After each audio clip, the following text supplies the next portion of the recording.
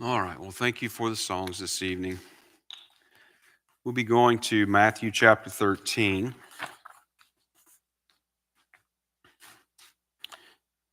As we continue our study through Matthew chapter 13, this is message number 34 in this series, entitled Scribes of the Kingdom. Matthew chapter 13, and we'll be looking at verses 44 to 58. And we'll just read verse 44 as we get started. Again, the kingdom of heaven is like unto treasure hid in a field, the which when a man hath found, he hideth, and for joy thereof goeth and selleth all that he hath, and buyeth that field. 40-year-old Scott Amos moved out of his childhood home in Reno, Nevada, when he was 20 years old, and this was in 1999. And as these stories usually go, his childhood junk was stored in the attic, and his mom reminded him frequently of his need to get his junk out of the attic. Well, moved by unknown forces finally 20 years later, Scott decided to clean his stuff out of his mom's attic. And while he was cleaning out, he came across a J.C. Penney's bag, and inside that bag was a Nintendo video game that had never been opened. And in fact, the receipt for it was still in the bag, showing that his mom had paid $38.45 in 1988 for this video game. Now, as they sort of talked about it, none of the family had any memory of this game, and especially his mom who bought it. So they finally figured that it must have been intended as a Christmas gift that year and somehow got lost because the receipt was for a purchase date of December the 6th, 1988. So Scott started making some calls, and he got this video game appraised and was informed that it could sell at auction in its current condition for as much as $10,000. So he decided to sell it at auction and ended up selling it for $9,000, and that was in 2019. His mom, however, never got over the shock of thinking that she had spent $38.45 for a video game for a present in 1988 and had misplaced it. Well, I've read of some other similar stories, and they are interesting to read, aren't they? You know, you've got an old pile of junk, you think it's a bunch of worthless stuff, and you find something of great value in it. A man named David Rose, who worked at a garbage dump in England, and he had worked there for 15 years, when he found a top hat and a cigar and a bundle of old letters. Well, he ended up finding out that those had actually belonged to Winston Churchill and were valued at over $13,000. There was a man in Michigan I read about who bought a property, and the seller told him that this 22-pound rock that was used as a doorstop was actually a meteorite that had landed on the property in the 30s. Well, the new owner decided, "Hey, let's just have it appraised," and it came in with a value of somewhere around $100,000. There was a woman in England, and I'm sure some of you especially will appreciate this one. She bought a ring in the 80s. Now, she wanted to remain anonymous. She's in the official report, but she wanted to remain anonymous. She bought this ring in the 80s because she liked it, and she paid $13 for this ring. And it was a good-looking ring, and the way that it was made, she just figured it had to be fake because it had a single large diamond setting. They even showed a picture of it in the report that I read, and I mean, it looks, this come out of a bubblegum machine. Where did she get this? 30 years after she bought it, she found out the ring was actually a genuine 26 karat diamond, and it ended up selling at auction for over $847,000. Well, in 2014, one more, in an attic in a house in France, among all kinds of junk that was collecting dust, The owners of this house, sorting through, found a Renaissance painting of the beheading of Holofernes, which is recounted in the apocryphal book of Judith, and had this painting appraised. Now, there's still some dispute, it seems, about the authenticity, but it was estimated to be worth between 114 and 171 million dollars. Well, of course, the idea of coming across something of great value that has been overlooked is a part of the parables of this section that ends Matthew chapter number 13. But in this case, the kingdom, which is what these parables are all about, is shown to be of far more value than anything else on the earth, including diamond rings and Nintendo games and meteorites and paintings and so on. Well, at this point, we have covered half of the 8 parables in chapter number 13. We have seen the ministry of Jesus in speaking in parables as fulfillment of Old Testament prophecy.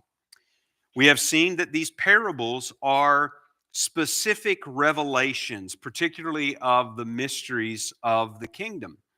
And while the parables have agreed with aspects of the kingdom discernible from the Old Testament, the mysteries of the kingdom are something that have been hidden since the foundation of the world. This means that Jesus was revealing those mysteries, or he was giving new revelation about the kingdom to his apostles concerning, or rather concealing them from that generation of Israel.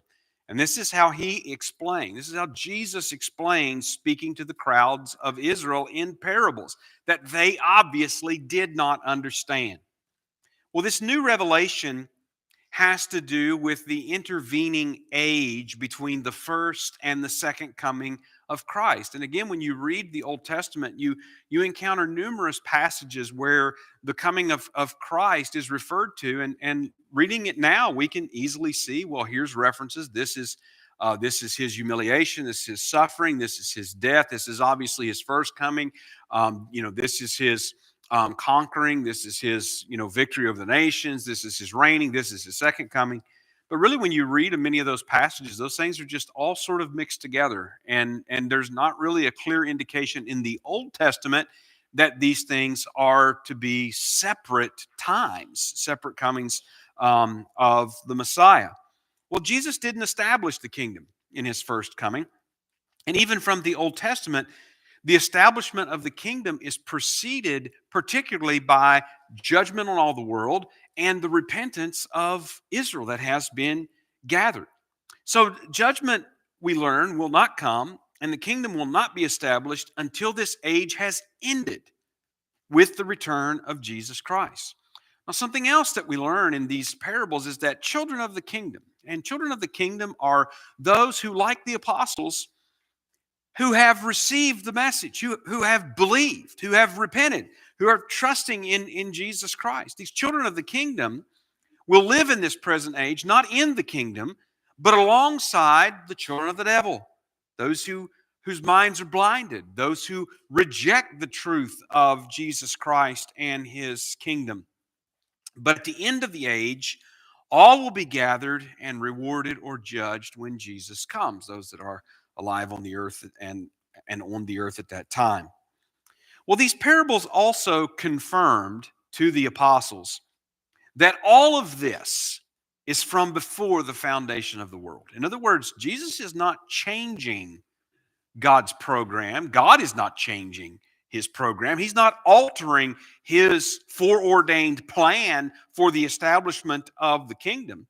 The coming of Messiah to Israel has also set events in motion that will culminate in the day of the Lord, judgment on the nations, repentance of Israel, and David's son sitting on David's throne in Jerusalem, ruling over the whole world.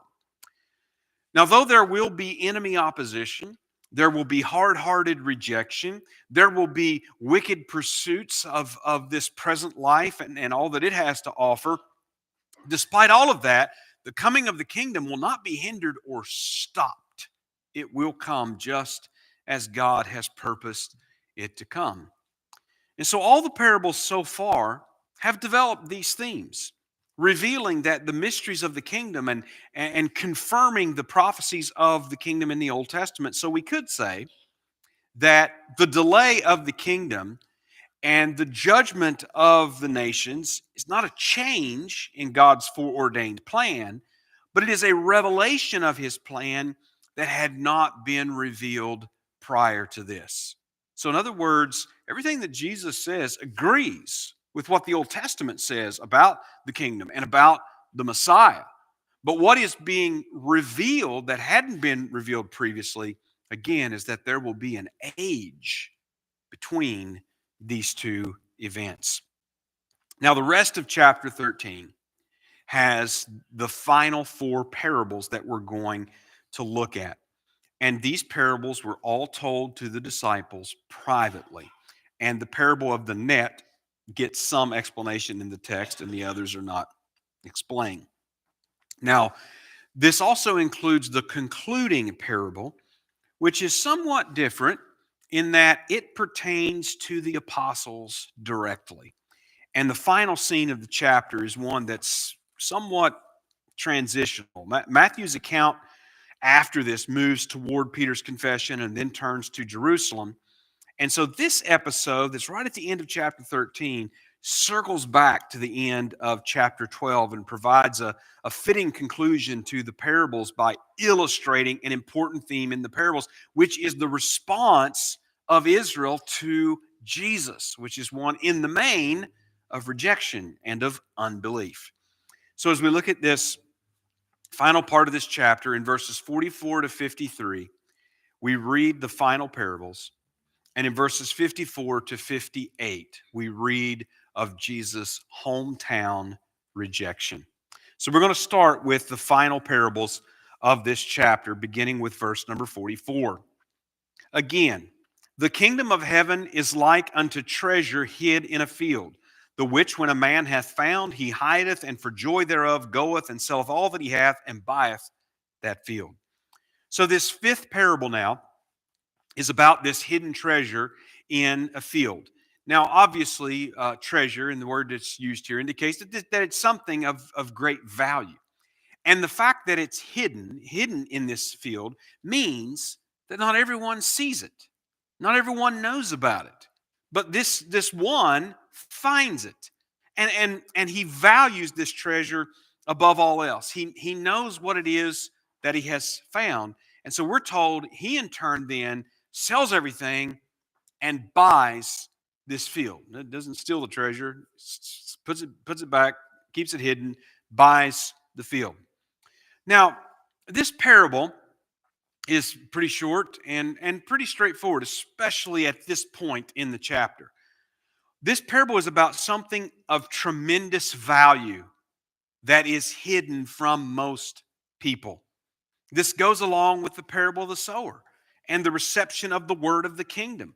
In verses 16 to 17, Jesus told the apostles, the 12, the disciples, he told them that their eyes and their ears were blessed because they saw and they heard things that previous generations of believers strongly desired to see but did not. And of course, they're blessed beyond that present generation of Israel whose eyes were blind and whose ears were dull of hearing, and they didn't see and hear the things that they did.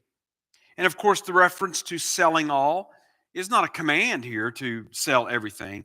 What it reflects is those good ground hearers, the ones who are not choked out by the thorns, not choked out by the cares of this life and the riches of the world. That's what we saw earlier in the parable of the sower in that explanation there in verse number 22.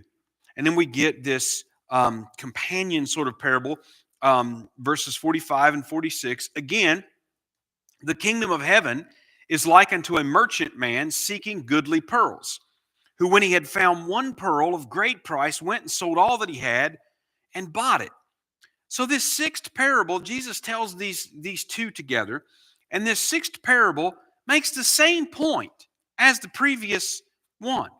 There's a man searching for valuable pearls. he probably finds many that are not of great value. He finds many maybe that are even imitation or counterfeit, but he's searching in particular for valuable pearls. And then when he finds one, he responds because he knows what it's worth. He knows what its value is. And just like the previous parable, he sells all and he buys it. Well, again, these are parables about the kingdom. The kingdom of the heavens is like.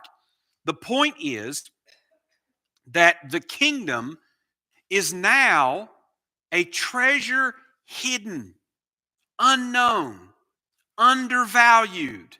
And that generation of Israel did not understand its worth because they weren't prepared. They hadn't repented. They hadn't believed. They did not understand. They were looking for something else that they thought was of greater value than this kingdom that John and Jesus and the apostles preached the message of. Now, the other message that comes out in these two parables is again that time factor. And remember, as you go through these parables in chapter 13 in particular, they have reference to this time factor of delay. And the treasure also means sacrifice now, selling all, and reward later, buying that valuable treasure, that valuable pearl. Again, a consistent message throughout these parables. Then we come to verse 47. Again, the kingdom of heaven is like unto a net that was cast into the sea and gathered of every kind. So this seventh parable now, which is the last of the six parables, which is the middle parables. You have the introducing parable, you have the concluding parable, and these six in the middle. This is the last of those six, and it's the seventh overall.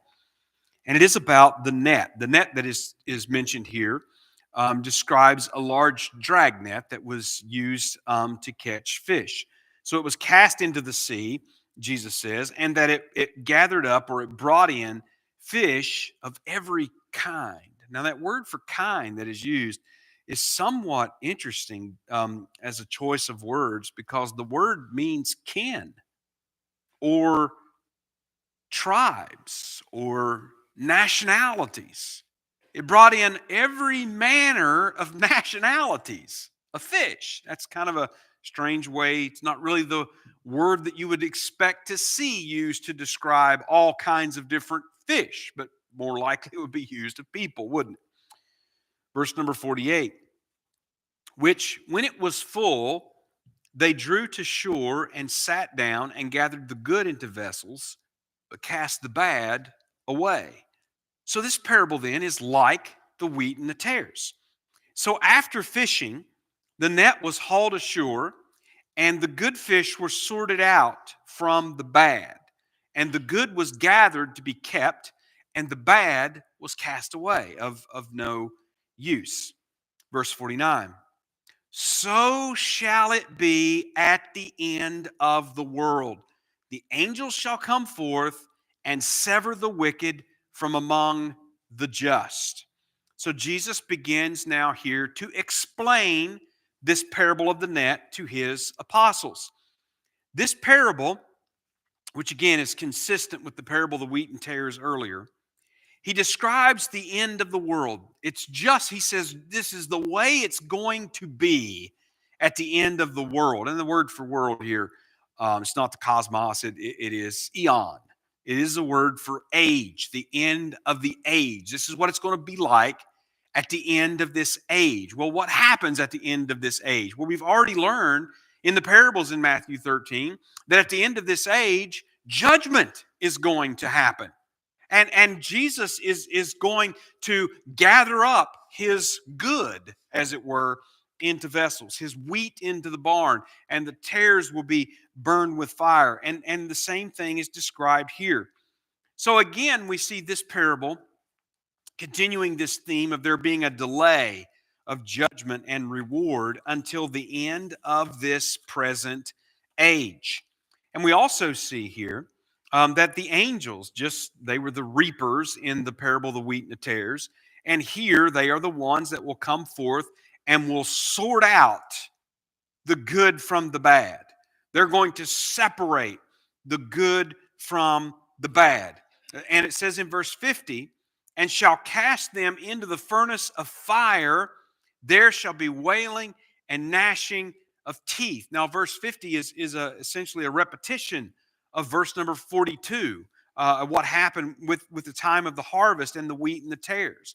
Describes again the fire, the wailing, the gnashing of teeth. This again is being cast into hell. So when Jesus comes at the end of this age, that day of the Lord, there will be a judgment on the nations, and there will be a gathering of the nations, and there will be a severing, there will be a dividing and a sorting out of the nations. And all of those wicked and unbelieving are going to be cast into hell.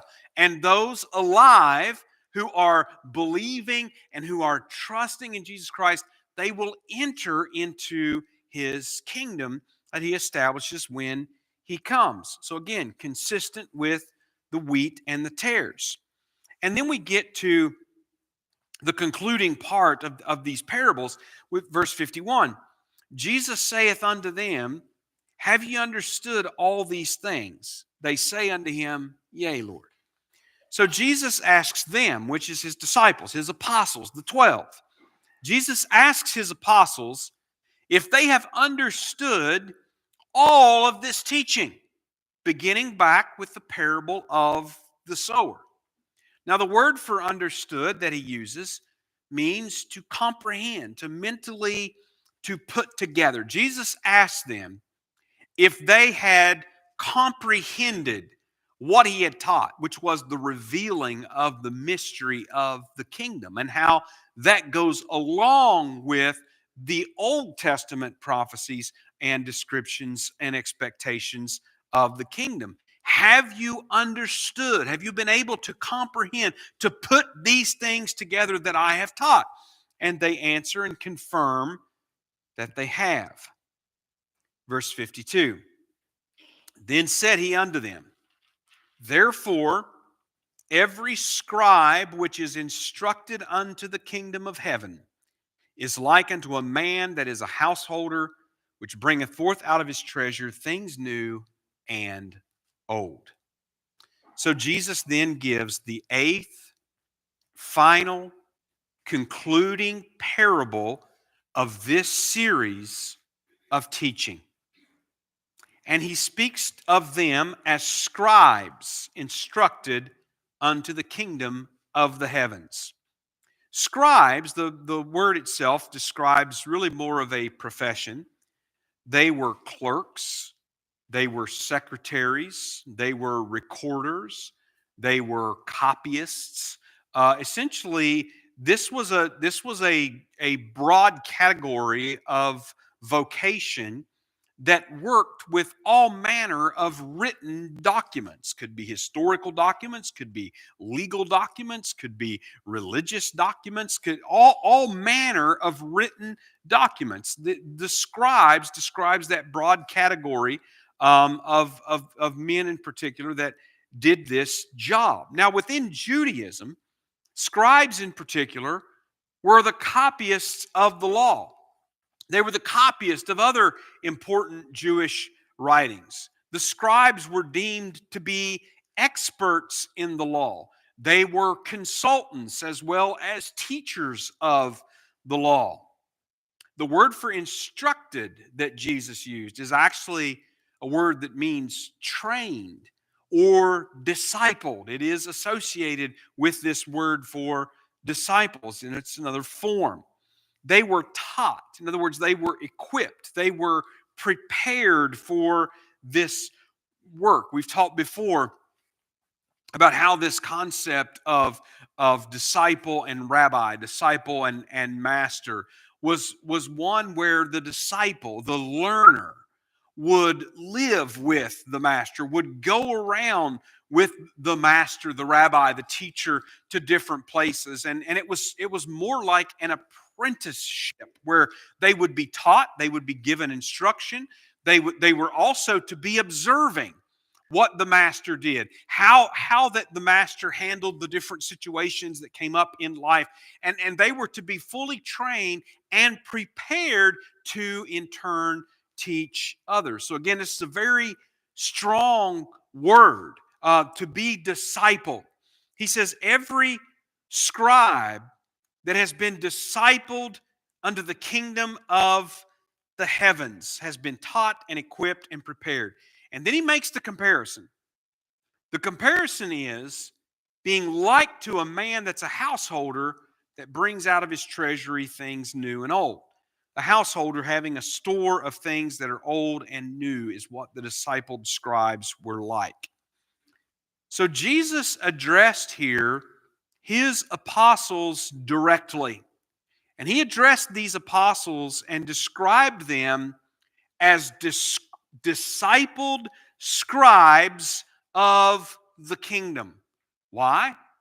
Because to them it was granted to be given knowledge of the mysteries of the kingdom. Again, things that had been kept hidden from the foundation of the world, but to them had been revealed. And you say, well, yeah, but I mean, it's revealed to us too, because we're sitting here reading it. It was revealed to them, and that revelation has been given to us. What we're reading is not a new revelation. What we're reading is the new revelation given to them. That's what we are reading and studying in this particular passage and in this work. So the office work of the apostles meant that they were to teach and to write the things new and old that they had learned. The new that Jesus refers to the revelations that Jesus gave concerning the kingdom. Now, of course, this would ultimately be all things that Jesus taught them and instructed and gave them in. And the old refers to those prophecies of the Old Testament, and obviously the connection between the two. So this is the work that they were called to. This is the work that they were trained to do. This is the work that they were prepared for. Jesus had already told them that it had been granted to them to know the mysteries of the kingdom. And he told them also that they were blessed beyond any Old Testament prophet before them to see and to hear what they saw and heard. What was hidden from those Old Testament prophets had been revealed to the apostles that Jesus called. And he said, you are blessed to see and hear the things that you're seeing and hearing. And so what was the result of the apostles being trained scribes, discipled scribes of the kingdom? Well, the result is especially what we have here today, the written New Testament that we read, that we learn from what was given to them. And then Jesus finishes the parables. Verse 58, it says, and it came to pass that when Jesus had finished these parables, he departed thence. Now, we've seen this word being used before. It was used back in chapter 7 and verse 28 at the end of the Sermon on the Mount, when it said that Jesus had finished all of that teaching. It's used in chapter 11 and verse 1. The word indicates the completion of an entire sequence of teaching. Now, it's likely that Jesus said more in this particular instance than just what is recorded here. But despite that, what is recorded here is part of an entire lesson, you might say, that Jesus was given. And again, in other words, it all goes together. And even though we have parables that are unexplained in this passage, we have parables that are explained. We have enough information that's given to us that if we keep it all together, we can understand what these parables are teaching that are not given an explanation in the text. So Jesus finished with this last and final parable where he is addressing his apostles as discipled scribes of the kingdom. He has finished these parables. He has completed this entire lesson that he meant to give, and then Jesus departed. Well, that brings us to the very last part of this chapter that begins in verse 54 when Jesus returns to his hometown and is rejected. Verse 54.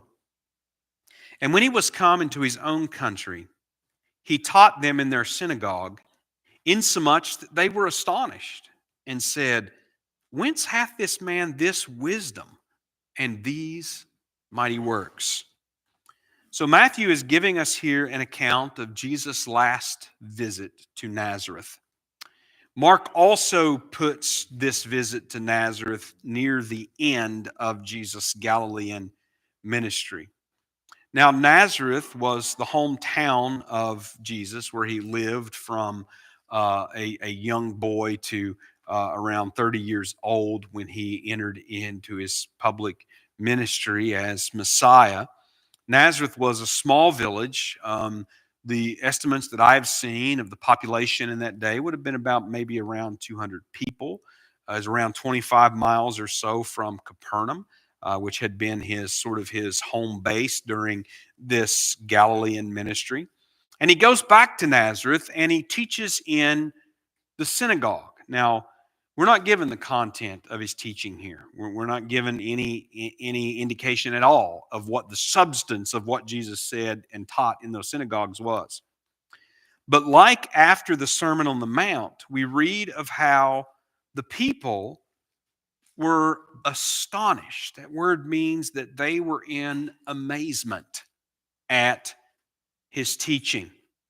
The Nazarenes questioned how Jesus could have such wisdom and works. Now, the word for wisdom that they used refers to a broad knowledge. It refers to an understanding of a wide array of subjects.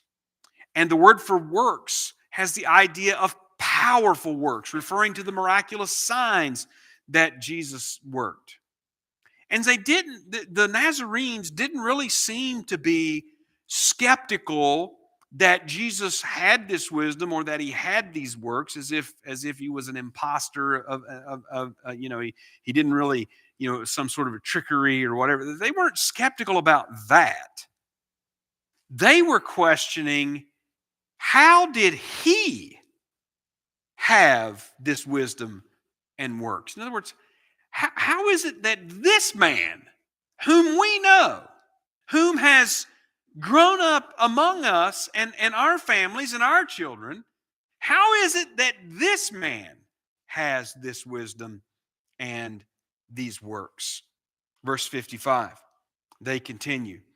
Is not this the carpenter's son? Is not his mother called Mary? And his brethren, James and Joseph and Simon and Judas.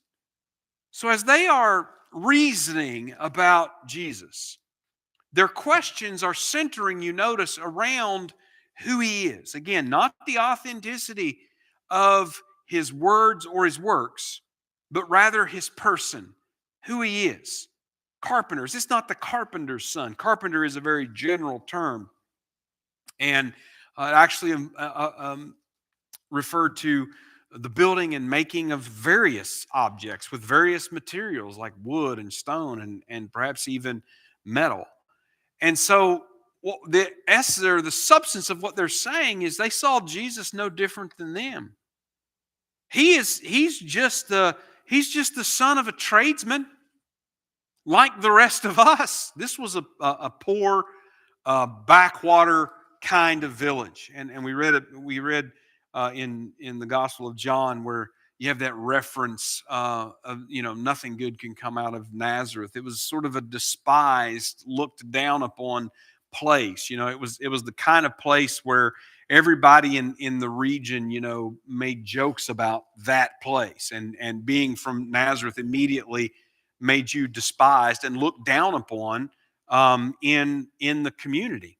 So they're saying he's just the son of the tradesman, that he's no different than us. They begin to mention Jesus' family, his mother Mary, his brother James, which is Jacob in the Hebrew, who was the author of the book of James. He was later the leading elder in the church at Jerusalem.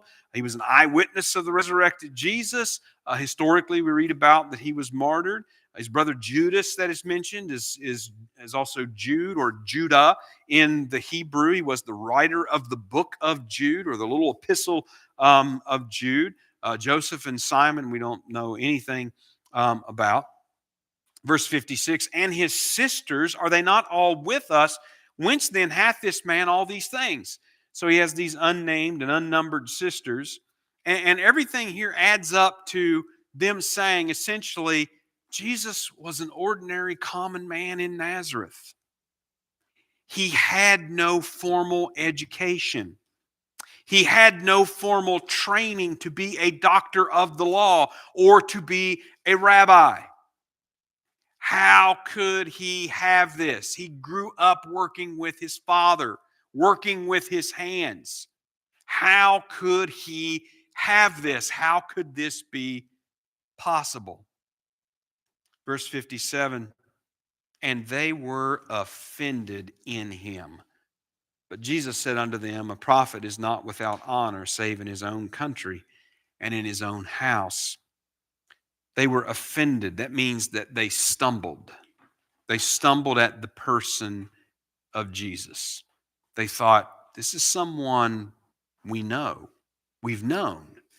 We've known from a young boy. In some cases, perhaps they had seen him grow up. And in other words, because of that, they did not believe. What did they not believe? They did not believe that he was the Messiah. They did not believe that he was the prophesied son of David. They did not believe that he was, as John the Baptist introduced him, the Lamb of God who would take away the sins of the world. They did not believe that. They obviously saw he's got power. That can't be denied. The wisdom of his words is astonishing. That can't be denied. But this cannot be the Christ. They stumbled over his person. And even though they were looking for a Messiah, they believed that a Messiah was to come, they assessed Jesus and said, yeah, but it can't be him. Not that one. Not that one. And then, of course, Jesus refers to what I understand is sort of an ancient proverb, ancient cultural type of proverb that essentially adds up to the saying that familiarity breeds contempt. That's sort of what it would be in maybe our modern day language. They just couldn't get past that.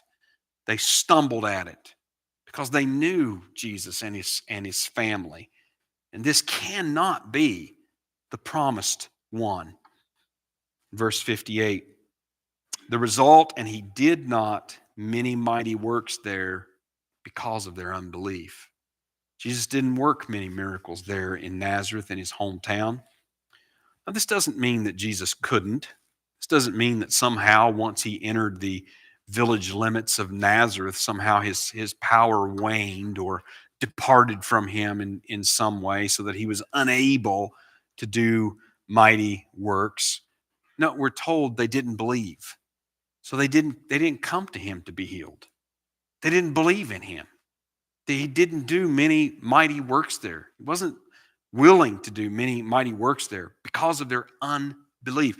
Now, unbelief echoes back to that lack of repentance that we read about among those cities of Galilee that Jesus rebuked. And it's interesting also because you get an echo here, this mention of Jesus' family that echoes back to to Matthew chapter 12 when his mother and brothers came and tried to see him. And Jesus goes into that thing about, well, who is my mother and my brother? Essentially showing that family connection, closeness in that way, did not mean entrance into the kingdom. Those that were truly his family are all those that do the will of his Father, that keep his words, that believe in him and do not stumble at him. Well, the Nazarenes obviously did not see the value of the kingdom because they could not accept Jesus as king. They just could not get past that. And of course, it does make us think, well, what do you value more than the kingdom of the Messiah? I mean, we've read even in these parables, and we're going to read more along these lines as we go on in Matthew. He's coming back one day, and he's coming back with judgment. And we're told about how the unbelieving are going to be separated from the believing. And the unbelieving are going to be punished. They're going to be cast into hell. And the believing are going to be rewarded. What would you give up for eternal life and righteousness forever in the future? Well, there, of course, is nothing more valuable than Jesus Christ. There can be no greater gift than the gift that God made of his Son to die in the place of sinners. And so there's certainly nothing that is worth holding on to in this world that means not receiving Jesus Christ. And of course, that would include our pride, our supposed or presumed dignity. Nothing more valuable than Jesus Christ and his kingdom. And you remember back in the Sermon on the Mount, Jesus told us that we are to seek it first. Give it first place, not trying to serve two masters, but seeking his kingdom first and praying for it to come. All right, that's all the message for this evening. We will close with a hymn.